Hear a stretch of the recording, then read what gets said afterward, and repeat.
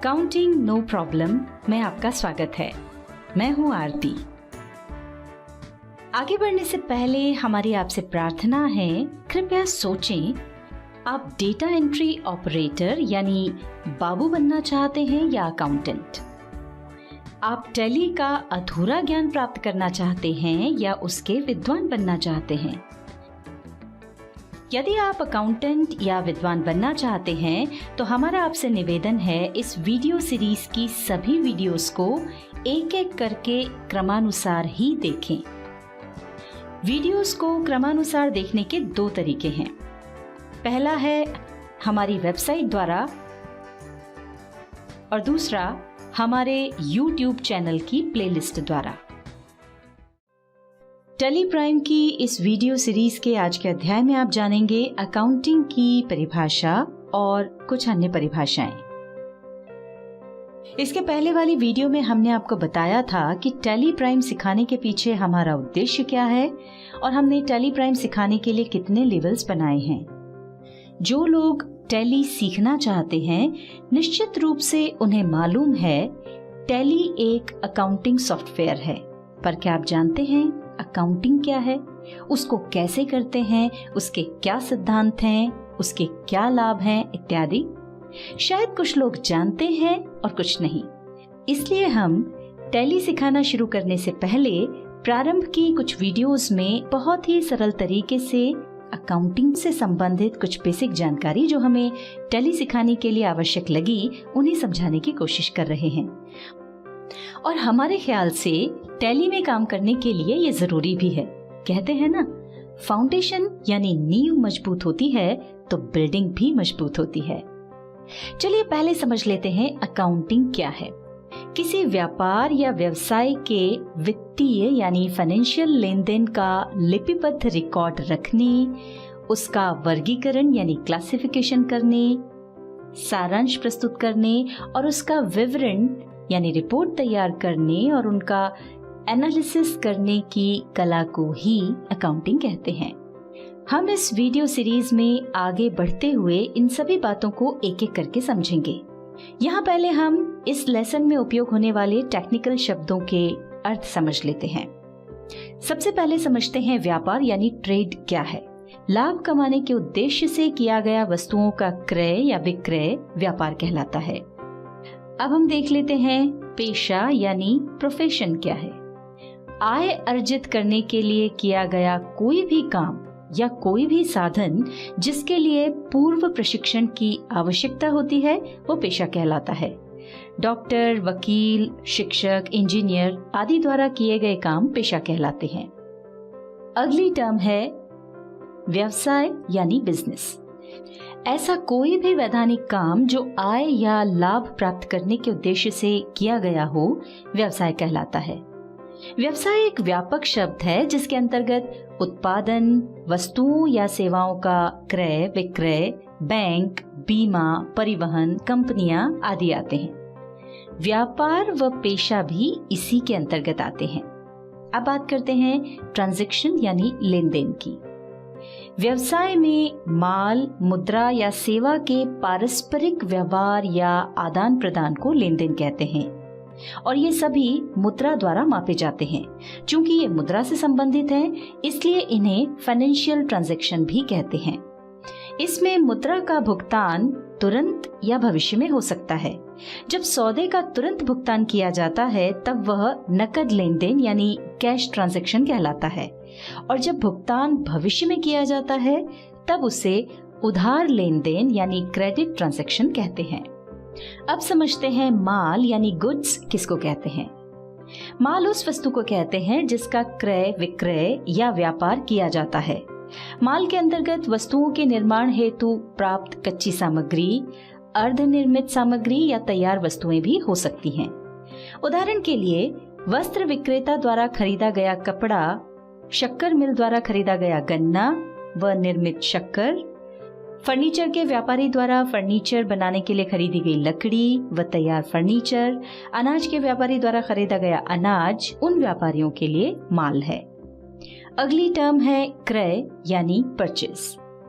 पुनः विक्रय के उद्देश्य यानी बेचने के उद्देश्य से व्यापार में खरीदा गया माल क्रय या खरीदी कहलाता है। व्यापार में माल को नकद या उधार खरीदा जा सकता है, जिसे कैश परचेस या क्रेडिट परचेस कहते हैं। यहाँ एक बात का ध्यान रखें, व्यापारी जिस भी वस्तु का व्यापार करता हो उसके अलावा यदि कोई अन्य वस्तुएं खरीदता है तो वो खरीदी परचेस नहीं कहलाएगी। जैसे यदि कोई कपड़ा व्यापारी व्यापार के लिए कपड़ा खरीदता है तो यह परचेस के अंतर्गत आएगा, पर यदि वो अपनी दुकान के संचालन के लिए कंप्यूटर खरीदता है तो ये परचेस के अंतर्गत नहीं आएगा, क्योंकि उसने ये कंप्यूटर अपनी दुकान को संचालित करने के लिए खरीदा है, बेचने के लिए नहीं। विक्रय यानी सेल्स। किसी भी व्यापार में कोई माल लाभ कमाने के उद्देश्य से बेचा जाता है तो ये सेल्स कहलाता है। व्यापार में माल को नकद या उधार बेचा जा सकता है, जिसे कैश सेल्स या क्रेडिट सेल्स कहते हैं। नकद और उधार विक्रय को मिलाकर कुल विक्रय यानी टोटल सेल्स को टर्नओवर कहा जाता है। यहाँ महत्वपूर्ण बात यह है कि हमारा व्यापार जिन वस्तुओं या सेवाओं का है उनके अलावा जो भी बेचा जाता है वो सेल्स या विक्रय नहीं कहलाता है। उदाहरण के लिए मान लीजिए आपका इलेक्ट्रॉनिक्स आइटम का शोरूम है और आप इलेक्ट्रॉनिक्स का सामान बेचेंगे तो इसे सेल्स कहा जाएगा, लेकिन यदि आप अपने शोरूम का पुराना फर्नीचर बेचते हैं तो ये सेल्स नहीं कहलाएगा। अगली टर्म है राजस्व यानी रेवेन्यू। रेवेन्यू से आशय ऐसी राशि से है जो माल अथवा सेवाओं के विक्रय से नियमित रूप से प्राप्त होती है, साथ ही व्यवसाय के दिन प्रतिदिन के क्रियाकलापों से प्राप्त होने वाली राशियां जैसे किराया, ब्याज, कमीशन, डिस्काउंट आदि भी रेवेन्यू कहलाते हैं। आय यानी इनकम। एक व्यक्ति या संगठन की आय यानी इनकम वो धन है जो वो कमाते हैं या प्राप्त करते हैं। वैसे आय एक व्यापक शब्द है, इसमें लाभ भी शामिल रहता है। आय दो प्रकार की होती है। प्रत्यक्ष आय यानी डायरेक्ट इनकम। इसके अंतर्गत ऐसी सभी प्राप्तियां आती हैं जो हमारे मुख्य कार्य से प्राप्त होती हैं। जैसे व्यापार की स्थिति में यदि आप कुछ बेच रहे हैं तो उसका जो भी मूल्य प्राप्त हो रहा है वो डायरेक्ट इनकम में आएगा। मान लीजिए आपका मुख्य व्यापार कपड़े का है तो कपड़े की सेल्स से होने वाली प्राप्ति आपकी डायरेक्ट इनकम कहलाएगी। दूसरी तरह की आय होती है अप्रत्यक्ष आय यानी इनडायरेक्ट इनकम। मुख्य व्यवसाय के अलावा जो भी इनकम होती है वो अप्रत्यक्ष आय यानी इनडायरेक्ट इनकम कहलाती है। उदाहरण के तौर पर यदि आपका कपड़े का व्यापार है तो उससे प्राप्त होने वाले आय के अतिरिक्त जो भी आय होती है, जैसे आपने कुछ गोदाम किराए पर दिए हुए हैं तो उनका किराया, या फिर आपने कुछ रुपया बाजार में उधार दिया हुआ है तो उससे प्राप्त होने वाला ब्याज आपकी इनडायरेक्ट इनकम कहलाएंगे। अगली टर्म जो हम आपको समझाने जा रहे हैं वो है व्यय यानी एक्सपेंसेस। एक व्यक्ति या संगठन का व्यय यानी एक्सपेंसेस वो धन है जो हम अपने काम के दौरान कुछ करते हुए खर्च करते हैं। यह भी दो प्रकार का होता है। पहला है प्रत्यक्ष व्यय यानी डायरेक्ट एक्सपेंसेस। इसके अंतर्गत हमारे मुख्य कार्य से संबंधित जो भी सीधे खर्च होते हैं वे आते हैं। जैसे व्यापार की स्थिति में यदि आप बेचने के लिए कुछ खरीदते हैं या खरीदे हुए माल पर सीधे कोई खर्च करते हैं तो उस पर जो भी धन खर्च होता है वो प्रत्यक्ष व्यय यानी डायरेक्ट एक्सपेंसेस कहलाता है।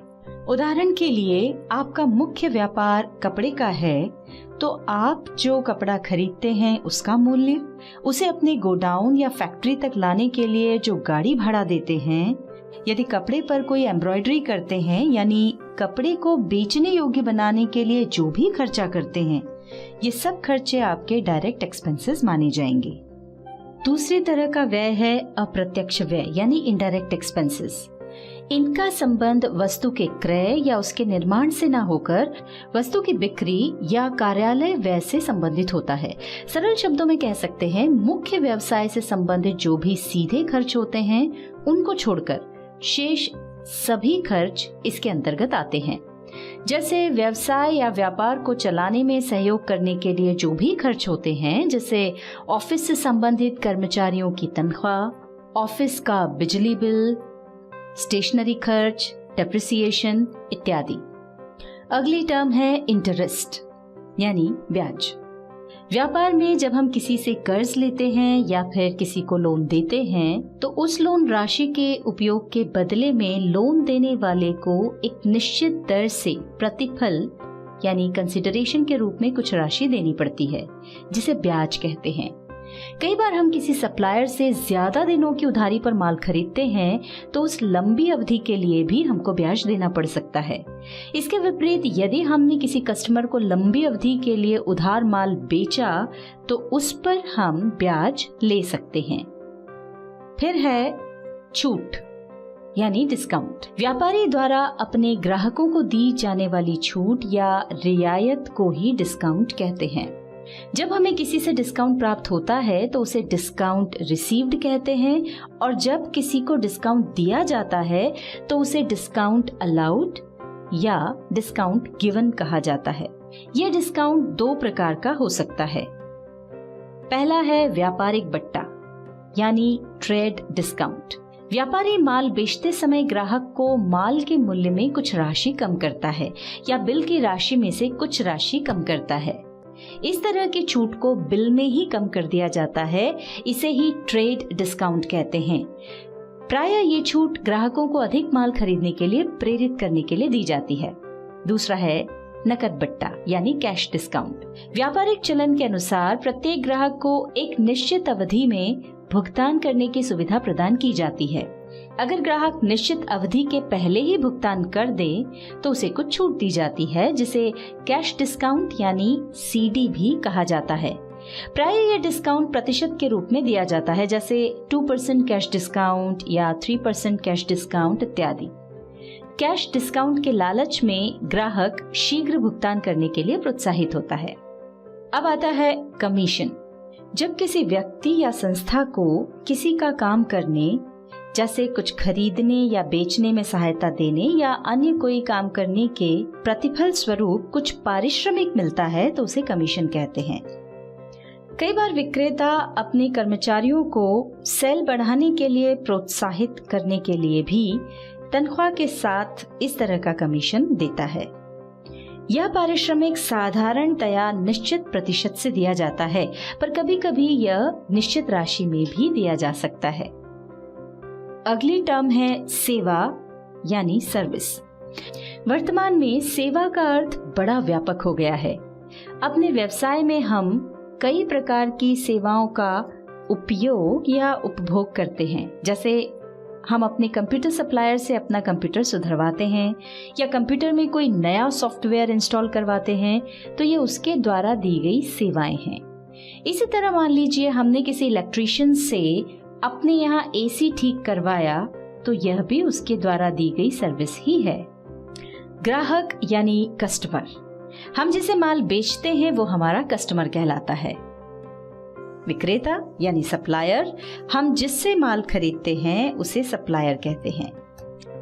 इस वीडियो में आपने अकाउंटिंग की परिभाषा के साथ ही कुछ अन्य परिभाषाओं के बारे में जाना। इसके बाद वाली वीडियो में हम आपको बताएंगे कि डबल एंट्री सिस्टम क्या है और साथ ही कुछ अन्य परिभाषाएं।